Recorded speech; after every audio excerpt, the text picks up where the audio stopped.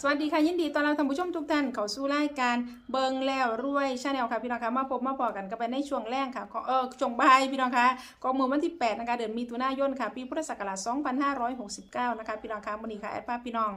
บ้านเฮาสุขุสุขนะคะมาติดตามรับชมรับฟังแนวทางนะคะจากปูปลาซ่าหวยค้าแข่งค่ะพี่น้องคะสำหรับคลิปนี้เป็นแนวทางข้ามโค้งด้วยค่ะพี่น้องคะเอาแนวทางของปูปลาซ่าหวยค้าแข่งข้ามโค้งค่ะมื้อนี้ได้มาแล้วค่ะสิได้ว่าเป็นตัวใดพี่น้องมาติดตามรับชมรับฟังคลิปนี้พร้อมๆกันค่ะจ้าผู้ค้าการนวัตการค่ะเจริญพรเด้อเอฟซีของเบิงเดรวยทุกคู่ทุกคนวันนี้เป็นวันจันทร์ที่8เนาะจ้าผู้ค้าวันนี้ครับมีตำเล่าเด้อยุพุ่นก็เห็นชัดเจนนี่ไล่คุยกันสบายเด้อแต่ว่าเพิ่นบ่ให้ใช้บ่อยากให้ใช้โทรศัพท์ปานใดนะจ้าผู้คันสิรักโทรศัพท์กับไปแอบรักในห้องน้ำหรือไปแอบรักในข้างๆแบบเพิ่นบ่เห็นน่ะนะจ้าไปส่งพระขับมาแล้วเด้อโยมไปส่งพระวันที่1พุ่นน่ะไปประเทศเยอรมันบ่ฮู้จักหยังดอกไปอยู่ก็อยู่ตะกุฏิอยู่ใต้วัดเป็นวัดป่าค่ะวัดป่าเป็นนั่นอยู่บ่ฮู้จักหยังดอกเพราะบ่ได้เที่ยวไสเลยเพราะว่าเพิ่นก็บังคับแน่เพราะว่าเนื่องจากว่ามีพาออกเที่ยวแล้วก็อยู่บ่ครบ3ปีค่ะแล้วกลับมานำกันเรียบร้อยแล้วมาจากประเทศเยอรมันพุ่นล่ะแต่ว่านั่งผู้ลางคนนั่งเครื่องบินหลายไปไหนนั่งเครื่องบินเนี่ยเฮาบ่ได้จ่ายเนาะเพิ่นถามแต่เพิ่นว่า40,000 กว่าบาทต่อองค์เลยนะป้าด40,000 กว่าบาทแต่ว่านั่ง12 ชั่วโมงครึ่งพุ่นเด้โอ้ผู้ของก็มาหอดวัดติค่ะ12 ชั่วโมงครึ่งไปลงสนามบินนี่หยังนั่นน่ะแต่ว่ามีแต่ภาษาอังกฤษแต่ว่าอ่านได้ว่าคันแปลภาษาไทยก็ยังล่ะแผ่นแท็กยังนั่นคือสุวรรณภูมิเฮาล่ะเว้าไปหลายผู้ละคนเพิ่นไปเพิ่นรู้จักเพิ่นสิหัวขวนแนวกับของก็ไปส่งพระไปให้เพิ่นไปจำพรรษาแล้วก็เอาพระเก่ากลับมาน่ะนะจ้าว่าเอาใดครูบาอาจารย์ไผสิไปก็ติดต่อได้เด้อติดต่อมาเบอร์0819343237สำหรับครูบาอาจารย์เพิ่นอยากไปผู้ลางคนเพิ่นก็ไปแล้วเนาะไปอยู่เยอรมันนอร์เวย์อยู่แถวยุโรปแถวพุ่นละนะจ้าบ่รู้จักนำเพิ่นดอกไปส่งซื่อๆเพราะว่าเนื่องจากว่าเฮาเอาพระไปก็เป็นหัวหน้าเพิ่นไปส่งแล้วไปกลับซื่อๆเอาซุ่มเก่ากลับมาซื่อ3ปีค่ะ3ปีกลับเป็นนึงแต่ว่าเปลี่ยนจิตนึงแต่ว่าผู้ลางคนก็อยู่ฮอด4ปี5ปีก็มีบ่ว่าต่อบ่อยากกลับก็มีนะค่ะแต่ว่าซุ่มกลับมาแล้วพระคุณเจ้าพระภิกษุทุกรูปก็ญาติโยมก็ต้อนรับดีแล้วก็มากลับมาแล้วก็รู้สึกว่าบ่ง่ายว่าปัจจกปัจจัยนี่ก็หรูหราอยู่นะเพิ่นดอกบ่แม่นหลวงปู่ปราสาทเด้อเพิ่นผู้เพิ่นไปบุญดอกผู้ปราสาทไปส่งซื่อไปส่งแล้วกลับซื่อบ่ตั๋วดอกไปส่งแล้วกลับบ่จักหยังดอกจ้าเขาเล่าเนาะพอดีมาฮอดประมาณสัก6 โมงกว่าๆแล้วเลยฉันเข่าเลยแบบประกาศแล้วก็ได้นอนอยู่ปราสาทสำนักสงฆ์ปราสาทนี่ล่ะ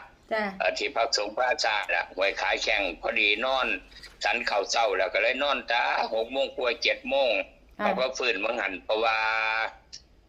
นอนกลางเว้นฝันแม่ค่ะบ้านทักนอน7 โมงกว่า8 โมงมานี่ล่ะเรื่อยๆมานี่จนฮอด11 โมงครึ่งเนี่ยจะก็เลยตื่นค่ะฝันว่ามีผู้หญิงมาหาเป็นผีคอยเป็นผีเด้อเพิ่นมาหานะนี่คือความฝันของหลวงปู่เด้อนี่ปืนนี้ละเศร้าวังหันละก็อธิษฐานแล้วก็เลยว่ากลับมาแล้วเด้อเลยไหว้ทีเท่าที่กระทั่งกลับมาแล้วโอ้ยเมื่อยแล่เลยแนวคนแนวผู้เฒ่าไปเนาะก็เลยพระฝันว่าฉันเนี่ยเป็นผีเด้อเพิ่นน่ะเอาผีอะไรคือบ่เป็นดอกผีผู้หญิงสิมาหลอกบ่หลอกก็บ่ย่านดอกเลยว่าจังซี่ว่าผีนะสิมาบอกหวยพอได้กินข้าวนำแน่เพิ่นว่าบ่ผู้เฮ็ดบุญหาเลยเพิ่นน่ะเอาจะได้วางซั่นเพิ่นบ่ย่างเข้ามาใกล้เฮามันใกล้ๆหลวงปู่นี่แหมหลวงปู่ก็เลยเอาเหรียญหลวงปู่สวงที่ของข้ออยู่ที่เน็บอยู่อังสาอยู่ไอ้น่ะเลยยกให้แกเลยบอกว่าโอ้ยบ่ย่านดอกผีเหรียญปู่สวงเพิ่นบ่ได้มากันผีเด้เพิ่นน่ะเพิ่นมีแต่บอกโชคบอกลาภค้าขาย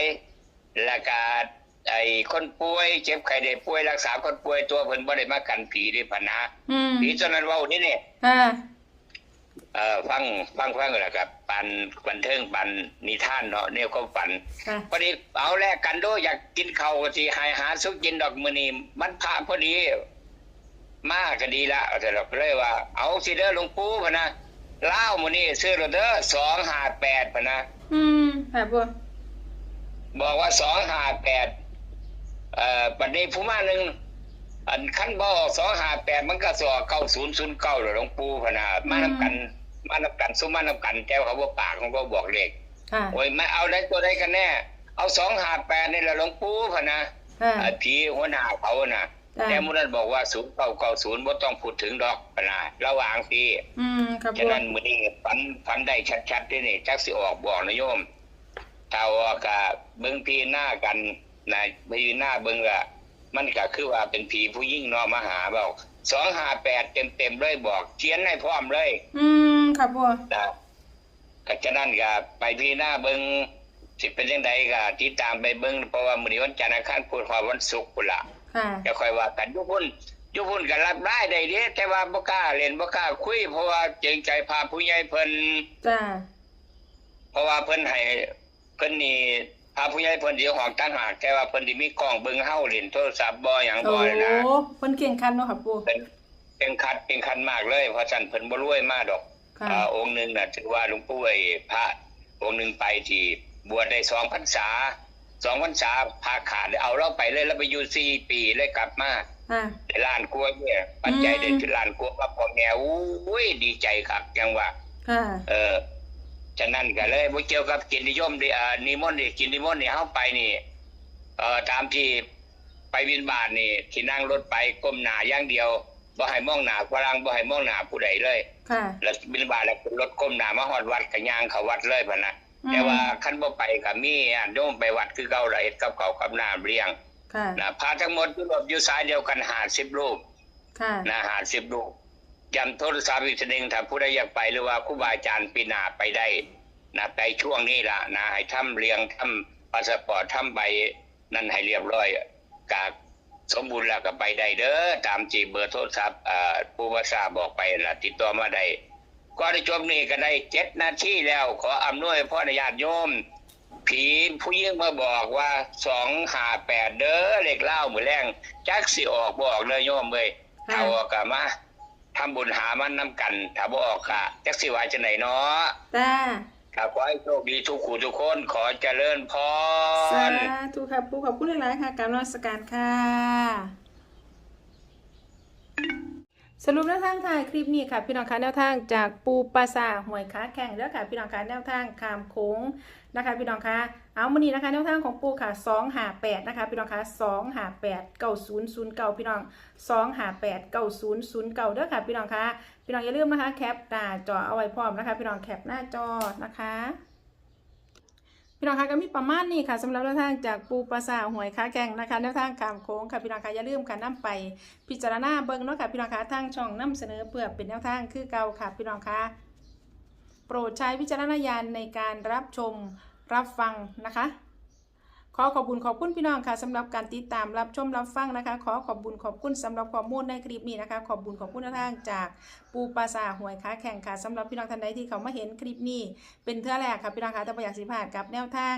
เด็ดๆแบบนี้นะคะเขามาแล้วก็อย่าลืมเด้อค่ะพี่น้องคะฝากกดติดตามนะคะกดไลค์กดแชร์นะคะกดกระดิ่งแจ้งเตือนทั้งหมดนะคะเพื่อที่จะได้บ่พลาดทุกคลิปทุกข่าวสารแนวทางจากทางรายการเนาะค่ะพี่น้องคะสำหรับคลิปนี้ค่ะพี่น้องคะแนวทางจากปูปลาซาหวยค้าแข่งค่ะแนวทางขามโค้งแรกนี่กับมีเพียงซ้ำนี้ค่ะแอกสิได้ขอตัวลาพี่น้องมาเท่าสุขุสุขนไปก่อนนะคะเอาไว้พอกันใหม่ก็ไปได้คลิปหน้าค่ะพี่น้องคะสำหรับคลิปนี้สวัสดีค่ะ